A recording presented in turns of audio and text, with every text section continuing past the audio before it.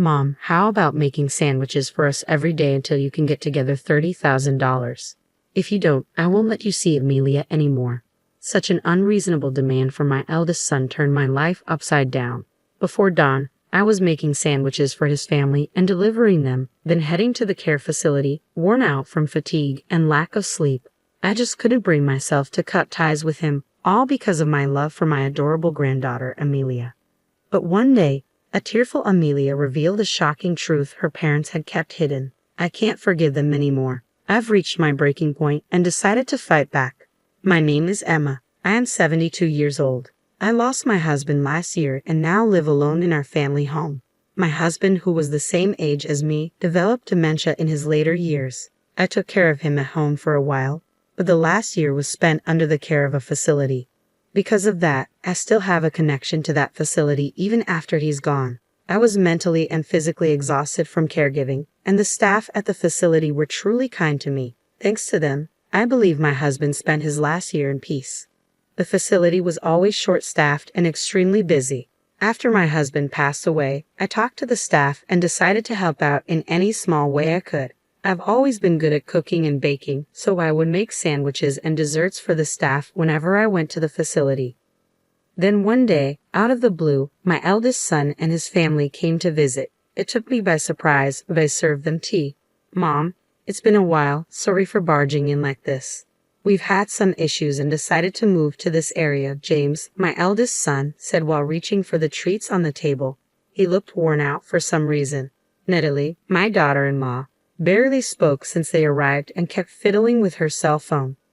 They decided to move all of a sudden. Did something happen? A faint unease lingered in my heart, but I greeted my granddaughter, Amelia, with a smile. Amelia, you've grown up so much. How have you been? It must have been about 5 years since I last saw my eldest son's family. Ever since my husband was diagnosed with dementia, my days were consumed with caregiving, leaving no time or energy for anything else. I couldn't even keep up with my adorable Amelia. Granny, it's been a while. I've been good. I'm in the 9th grade now. Amelia replied, Oh my, how time flies. You'll be taking exams this year. Then you better do your best. Upon hearing this, Amelia's expression turned somber. I wondered, is moving during such a critical period in her education a good idea? Just then, a cat's meow echoed from the kitchen. Amelia whispered with joy, A cat, and hurried towards the sound. Mom, since when did you get a cat? James asked, staring intently towards the kitchen. Natalie didn't lift her face from her smartphone. In Amelia's absence, I probed my son and his wife about the reasons behind their move. Their response was vague, but in essence, they moved hastily due to financial troubles stemming from a failed business venture. I then inquired about James's job. Well, things have been rough. My health's been on the decline, and the doctor advised some rest. More importantly, Mom, I have a favor to ask. James was hoping for a loan. The failed business and move drained their finances, and they were nearly out of money. He needed about $5,000 for daily expenses. Honestly, I hesitated. Even though he's my eldest, lending such a large sum on the spot felt daunting. Are the two of them even thinking about their future? But no matter how much I broke, all I got was, just lend us the money.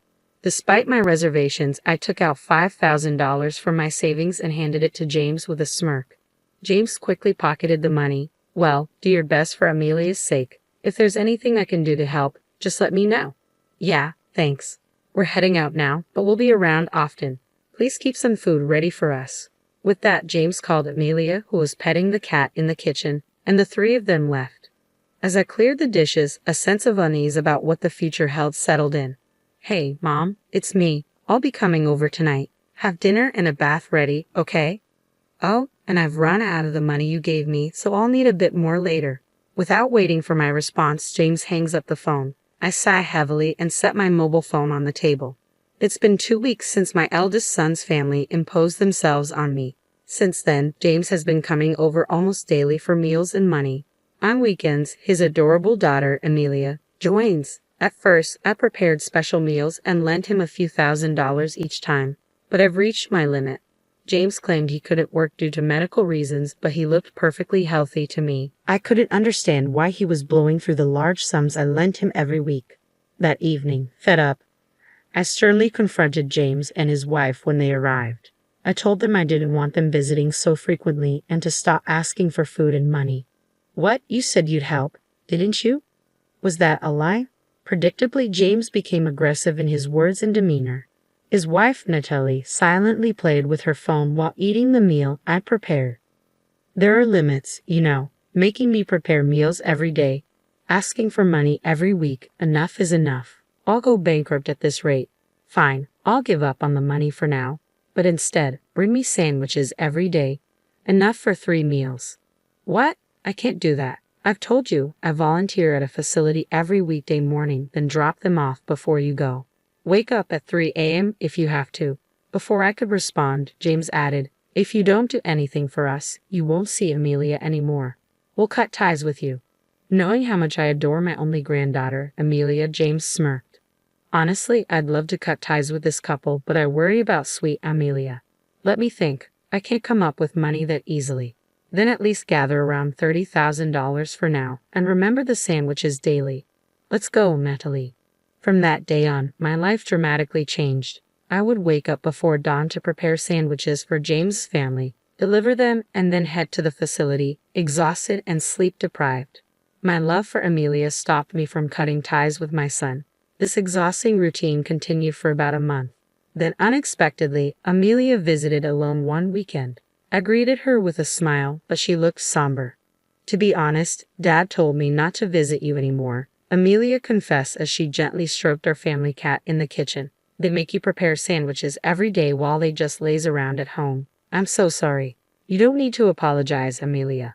Well, I am a bit worried about those two, but how's the new school? Are you keeping up with your studies? I tried to shift the topic with a cheerful tone, but Amelia remained silent, tears streaming down her face. Caught off guard, I comforted her by rubbing her back. Eventually, she broke down, crying even louder. Not understanding the reason, I patiently waited for Amelia to calm down. When she finally stopped crying, she revealed a shocking truth. Amelia hadn't been attending middle school since they moved here. Not just that, she claimed James forced her to lie about her age and work several part-time jobs. All the money she earned went straight into James's pocket. Furthermore, James took away her cell phone when they moved. One night, he suddenly said, "We're moving," and she was forced onto a truck without even saying goodbye to her friends or teachers. James had firstly made her promise not to tell me, her grandmother, about all this. I was dumbfounded by the shocking revelations pouring from Amelia's tear-filled eyes. It seemed as if they had moved secretly in the dead of night. What could have possibly happened to my eldest son and his wife? That's how it was, Amelia.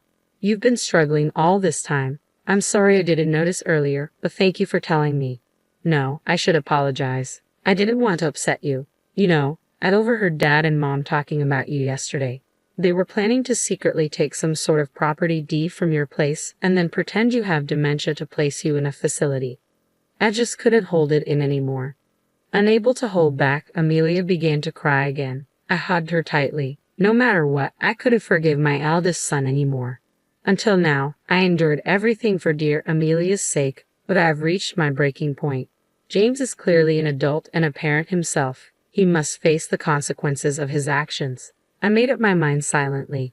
Amelia, you don't need to worry. Leave everything to me. Oh, by the way, where are you planning to take your school entrance exams? I smiled at Amelia, trying to encourage her. Her eyes, red from crying, looked a little comforted. Well, I want to go to a place called Winchester Culinary School. With everything going on and the lack of money, I might not even be able to apply. Oh, the Winchester Culinary School. I know it. It's a vocational school for cooking and baking, right? The person who founded it was in the same class as your grandfather and me. It's a good school, really. That's amazing. I love the dishes you make. I want to make people smile with my cooking just like you. After that, Amelia shared her dreams with me. She told me that despite her tough circumstances, she never gave up and continued studying diligently. I encouraged Amelia and made her promise to continue her studies. After seeing Amelia off, I quickly took action. First, I decided to investigate my eldest son and his wife, so I hired a private investigator. A week later, after receiving the investigation results and pondering them, I made several contacts. Once everything was in order, I called James. I have something substantial to discuss with you. You must bring Natalie and Amelia with you. Thinking he'd finally get his hands on the big bucks, James eagerly agreed to the conditions, deciding to meet at a coffee shop over the weekend. Seated by the coffee shop's window, engrossed in my phone, I awaited their arrival. When James and his family approached, I set my phone down on the table and exchanged greetings. "Hey, give me the money already. Do you want to be cut off from us immediately?" James reached for the thick brown envelope by my side, filled to the brim. Pulling the envelope closer, I held onto it firmly. "If you really want, we can sever ties. But before that, I have some things to confirm with you. Only after that will I hand this over." I began by pointing out that ever since their move, they hadn't enrolled Amelia in middle school and had been making her work illegally on the side. The couple tried to brush it off, clearly eager for the money, but eventually admitted the truth. "We had no money, so we had no choice. Once we get the money, she'll quit her job and go back to middle school." Suspicious with doubt, I continued to question why James wasn't working. "Are you truly on medical leave? Which hospital did you go to? Show me some proof, like a receipt or a health insurance card." "I don't have any." "You're not faking it, are you? Lying just because you don't want to work?" As the atmosphere grew tense, James raised his voice. "Don't say things like that. I didn't go to any hospital, but something really traumatic happened, and it's been hard." "James, can you honestly tell me what happened? If you do, I'll give you this."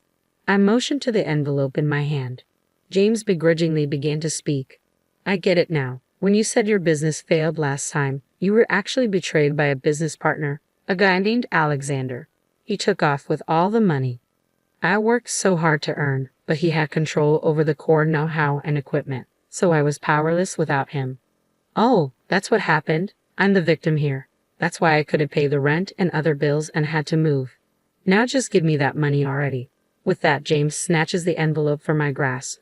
However, when he quickly opens it, instead of a wad of cash, it's filled with a bunch of bills. James stares blankly at the bills scattered across the table. "Why don't you just tell the truth for once?" Feeling let down by my eldest son's persistence in lying, I reveal the facts I've gathered. As the business started to profit, he got deep into the sex industry, accumulating massive debt to cover it. He deceived his business partner, took all the earnings, and even got involved with payday lenders. Then he moved away secretly in the middle of the night. Do you have any idea how hard it was for Amelia? She was thrown into chaos without understanding the reason. She couldn't even say goodbye to her friends and teachers, and you took away her phone. Do you understand how scared and hurt she felt? Whether James was listening or not, he desperately searches the bills, hoping to find money. Watching his pitiable state, I was utterly exasperated. James, hiding from payday lenders and business owners, had neither been working nor notifying the proper authorities of his whereabouts or processing school transfers for Amelia. His wife, Natalie, wasn't working either, so they had no income. It's clear they were counting on me from the beginning. No, I was planning to work once things settled down. What exactly did you do? All you've done is demand money and meals from me and force Amelia to work, right? Natalie is always on her phone, not working at all. Also, I know you've been sneaking into my house while I'm gone. That's breaking and entering, a serious crime, you know. I always leave the back door open for the neighborhood cats. Knowing this, James had been repeatedly breaking into my house whenever I was away. The day Amelia told me about James and Natalie was a turning point. I remembered I had a pet camera I'd won in a raffle. I fetched it from the storage and set it up. Sure enough, the footage showed James sneaking in from the back door while I was away, rummaging through my cupboards. I saved the footage on my mobile phone.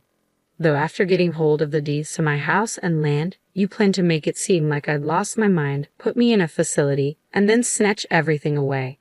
You moved here with that intent from the beginning, didn't you? Shut up. You keep making me out to be a criminal just because you're my mother. You think you can make baseless accusations? James protested. I have a witness right here. Suddenly, an intimidating male voice sounded from behind James. Upon seeing the man, James was shocked and jumped. What? Alexander, why are you? Emma contacted me. I heard there was a discussion today, so I came from far away to participate. Good to see you, James. Looking well, I see, Alexander said, taking the seat next to James, effectively blocking his exit. It was my first time meeting him, but Alexander was quite an imposing middle-aged man. I was surprised James dared to cross someone like him. James, return the money now. There are officers waiting outside. I filed a police report. Pay up or turn yourself in. Decide now, Alexander demanded. Hearing this from Alexander, James hurriedly looked towards the window. Just as Alexander said, a police car was parked right outside the diner with an officer standing there, looking our way while on his phone. James looked shocked by the scene, his eyes wide as he instinctively moved back in his seat.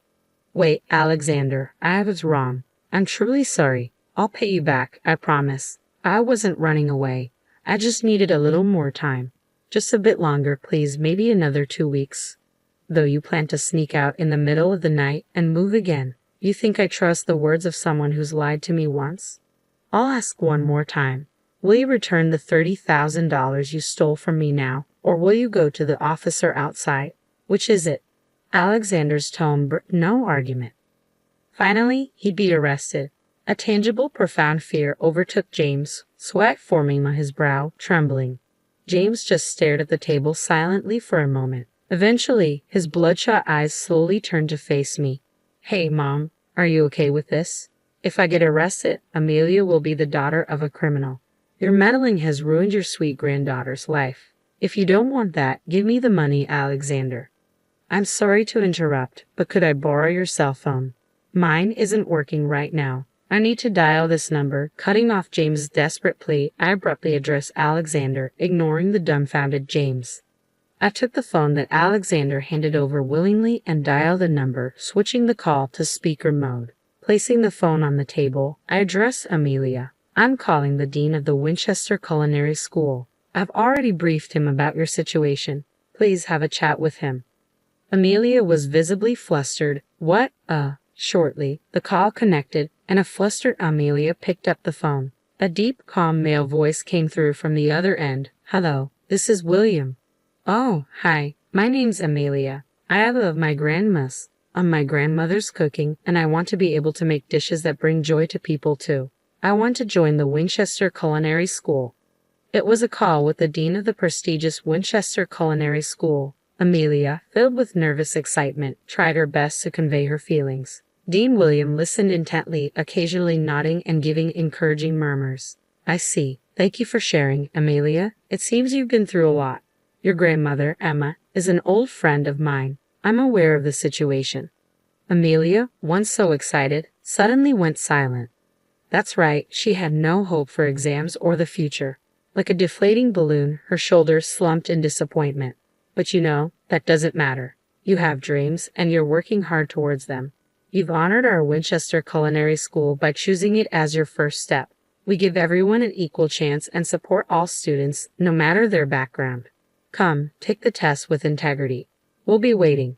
The call ended. I thanked him and handed the mobile phone back to Alexander. Yes, Amelia will be fine now. I can turn myself in without any worries. James's face went blank and he froze. For those who might not know, the Winchester Culinary School is where Amelia wants to study. It's a professional cooking school.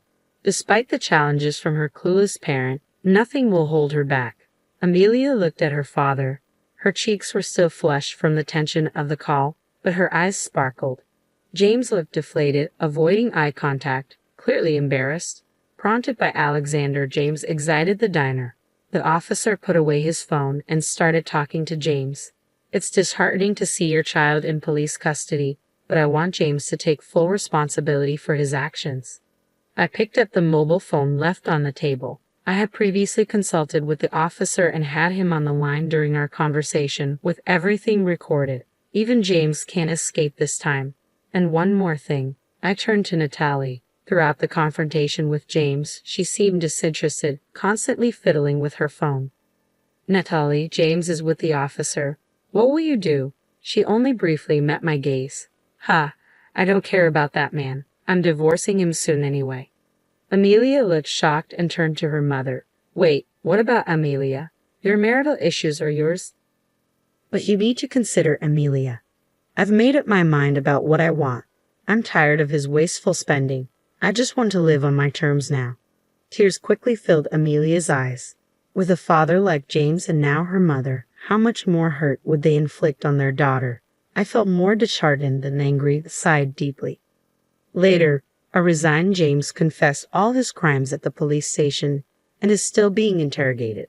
He owed $50,000 from the sex industry, took $30,000 from his former business partner Alexander, and borrowed $20,000 from payday lenders. The total amount he siphoned from me was around $20,000. Of course, both Alexander and I intend to claim every penny. As his mother, it's heartbreaking. I hope this serves as a lesson for him to deeply reflect and atone for his sins. Natalie, being James' ex-wife, was also interrogated during this. It was discovered she had been scammed. This was a romance scam where you get sweet-talked by someone you meet on social media, and after establishing a romantic relationship, they skillfully swindle large amounts of money. The person Natalie had been communicating with on her mobile phone claimed to be a super famous, handsome actor. One day, she received a personal direct message just for her and was passionately pursued. Natalie fell head over heels. She kept sending money, doing whatever he asked. Of course, this was an imposter pretending to be the actor. This case mirrored numerous others reported to the police. Realizing she'd been deceived, Natalie was utterly devastated. Since she had already divorced James, she had no one to turn to and had lost her means of livelihood. After that, I decided to live with Amelia. I sold my house and land and moved to an apartment near Winchester Culinary School. The house and land, located in a prime urban area, had a huge asset value, fetching me several $1,000,000. I made sure that Amelia would be the beneficiary of these assets so she'd never face financial hardships. We moved in the middle of the night, as if sneaking away. My parents were deeply distressed with everything escalating to the police, but Amelia never gave up and continued to work hard. I too did everything I could, managing her transfer to middle school and helping with her exams. Thanks to her efforts, Amelia managed to take the entrance exam for Winchester Culinary School and got in. Just as Principal Williams said, Amelia dedicates herself to her studies at Winchester Culinary School, heading straight towards her dream, enjoying her youthful days surrounded by friends. Watching my beloved Amelia grow up by my side, I live with peace in my heart, basking in happiness.